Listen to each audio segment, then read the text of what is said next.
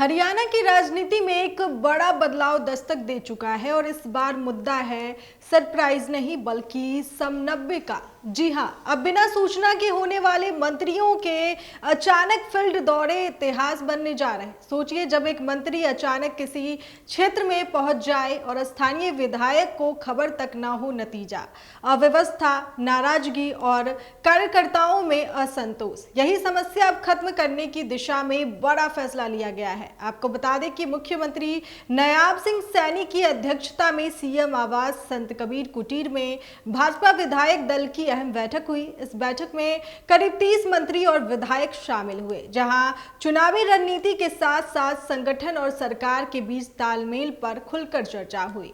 वहीं कई विधायकों ने अपनी नाराजगी जाहिर करते हुए कहा कि मंत्रियों के अचानक दौरों की जानकारी उन्हें पहले से नहीं मिलती, जिससे कार्यक्रमों में गड़बड़ी होती है। इस पर तुरंत संज्ञान लेते हुए मुख्यमंत्री ने स्पष्ट निर्देश दिए, अब कोई भी मंत्री अपने विधानसभा क्षेत्र से बाहर दौरा करने से पहले संबंधित विधायक और जिला संगठन को सूचित करेगा।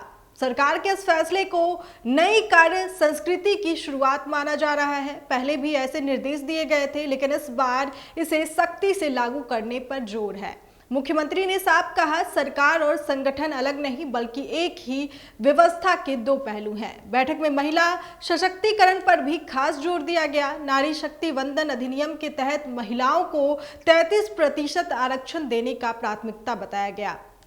आने वाले चुनावों में इसे प्रभावी ढंग से लागू करने की रणनीति पर भी चर्चा हुई। इसके अलावा शैडो विधायक मॉडल की समीक्षा भी हुई। इस मॉडल के तहत विपक्षी सीटों पर पार्टी अपने नेताओं को जिम्मेदारी देकर संगठन को जमीनी स्तर पर मजबूत करती है। साथ ही अंबेडकर जयंती पर राज्य भर में कार्यक्रम आयोजित करने और जनप्रतिनिधियों की सक्रिय भागीदारी सुनिश्चित करने के निर्देश दिए गए। कुल मिलाकर हरियाणा सरकार का ये कदम सिर्फ एक प्रशासनिक फैसला नहीं बल्कि संगठन और सरकार के बीच मजबूत तालमेल की नई शुरुआत है, जहां सरप्राइज की जगह अब संवाद और समन्वय ले रहा है। वहीं अब बात करेंगे पंजाब की। पंजाब की सियासत में इस वक्त एक बड़ा और संवेदनशील मुद्दा गरमाया हुआ है। धार्मिक ग्रंथों की बेअदबी पर सख्त कानून और इस बार सरकार का रुख बेहद कड़ा नजर आ रहा है।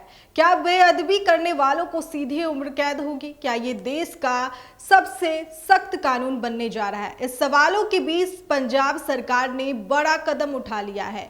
मुख्यमंत्री भगवंत मान की अगुवाई में पंजाब सरकार ने जागत जोत श्री गुरु ग्रंथ साहिब सत्कार एक्ट 2008 में संशोधन का प्रस्ताव विधानसभा में पेश कर दिया है। बता दें कि सोमवार 13 अप्रैल को पेश किए गए इस विधेयक पर अब चर्चा होगी और इसे सर्वसम्मति से पारित कराने की कोशिश की जाएगी।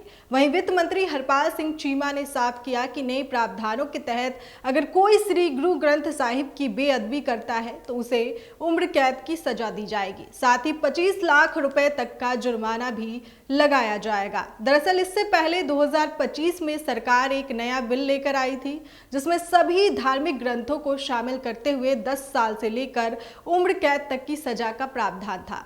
लेकिन अब सरकार ने उस बिल को रोककर पुराने एक्ट में ही संशोधन का रास्ता चुन लिया।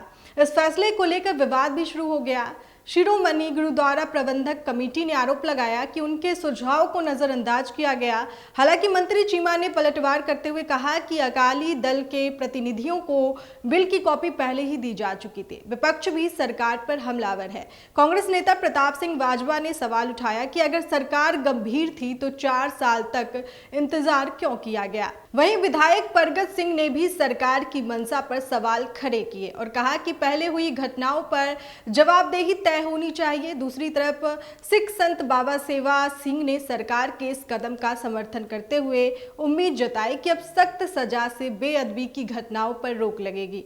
अब नजरें विधानसभा पर टिकी है। क्या ये कानून वाकई बेअदबी पर लगाम लगाएगा या फिर सियासी घमासान ही इसका केंद्र बना रहेगा? एक बात साफ है, पंजाब में आस्था और राजनीति का ये मुद्दा अभी और गरमाने वाला है। तो इस खबर पर आपकी क्या राय है? कमेंट करके हमें जरूर बताएं।